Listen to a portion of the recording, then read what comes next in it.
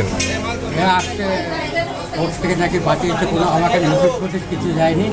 হঠাৎ 18 তারিখে এসে বললো 21 তারিখের মধ্যে দোকান খালি করে দেবো। হ্যাঁ, আমি বললাম স্যার আমি তো কোনো নোটিশ ফোটিশ না পারলে আমি কী করে এমনি এমনি খালি করে দেবো।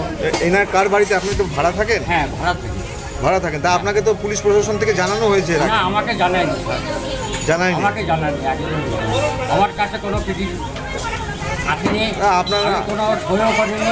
আপনাকে ভাড়া টাড়া দেন না ঠিক মতো? ভাড়া এখন হাইকোর্টে আমি কেস করে